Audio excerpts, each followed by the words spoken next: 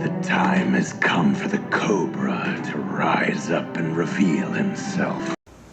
Welcome back, my quiver of capitalists, to AP Economics, presented by Cobranomics. I am your all-American American history teacher, gold standard of economics, big bad business daddy, and sensei of supply and demand, Professor G. And today, we are going to talk about part of our course, which is invest hard, invest often, and no feelings. And it is about getting rid of the feelings of fear in investing in stocks. Now, there are hundreds of companies, and you might think to yourself, well, where do I start? I know I don't want my money sitting in a savings or checking account doing absolutely nothing, getting eroded by inflation every single day. I want to put my money in a more aggressive asset, but also a safe asset. And that's why I bring you to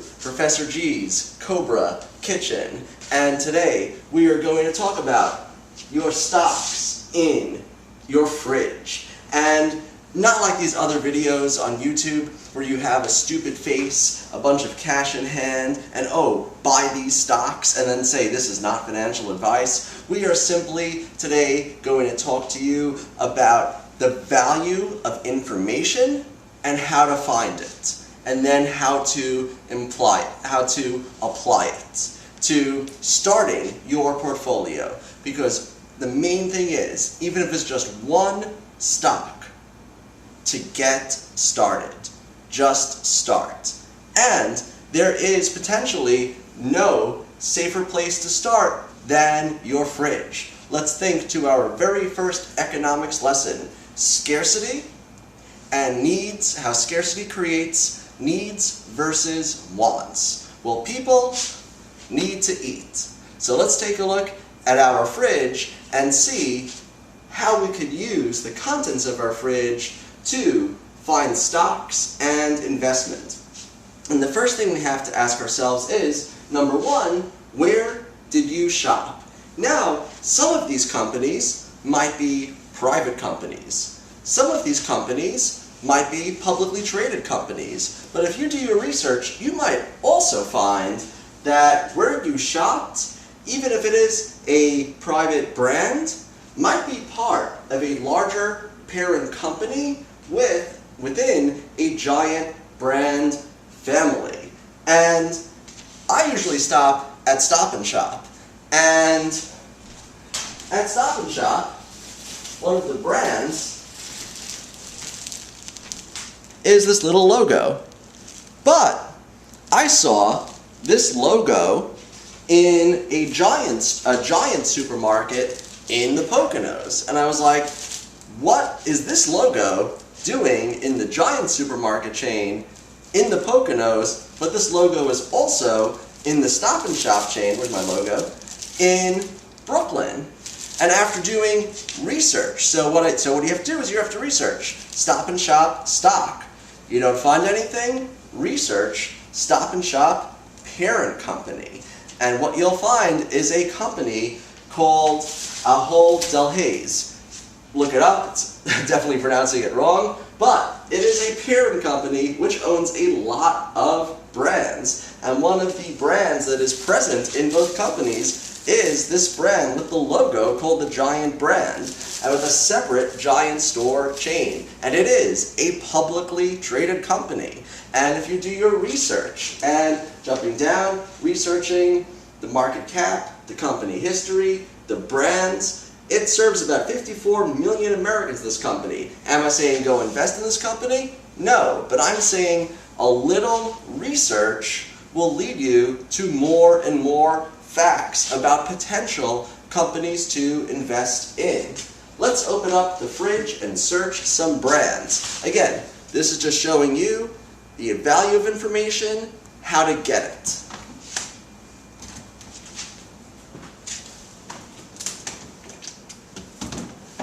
Fresh one. V8 juice. V8 is not a publicly traded company, but again, type it in. If this is something that you like to drink, and Professor G if you see our financially fit videos as well, likes to eat healthy. And although, try to get the low sodium one. But look up V8 and you will see that V8 is owned, again, searching brands, giant brand families, V8 is owned by Campbell, a publicly traded company. Another great example,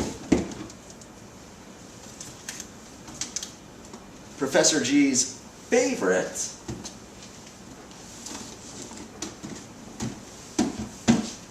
Heinz. Heinz, who several years ago, under Warren Buffett's company, Berkshire Hathaway, merged with Kraft, and now has a massive amount of brands in its family. Not just variation of Heinz ketchup and Heinz mustard, but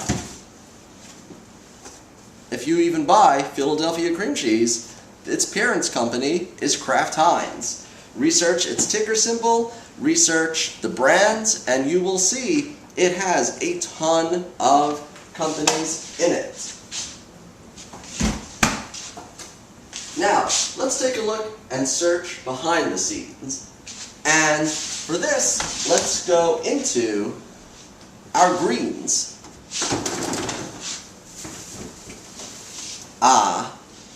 Our greens. Nice and cool.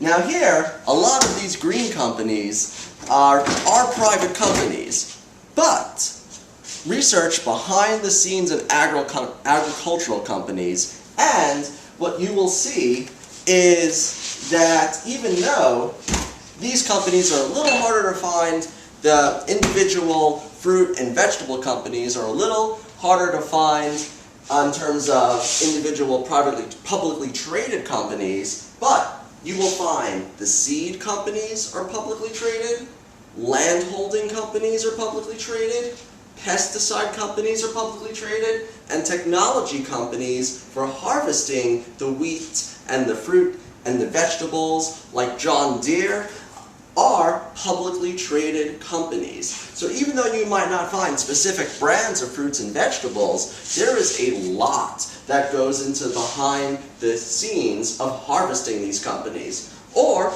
you might find Wonder Bread's parent company, and which owns other brands as well. It's all about taking a few hours and doing research. But you will find that as you are, which brings us to our research component. And also, going back one more time, we haven't stopped at our freezer, and Professor G loves Costco.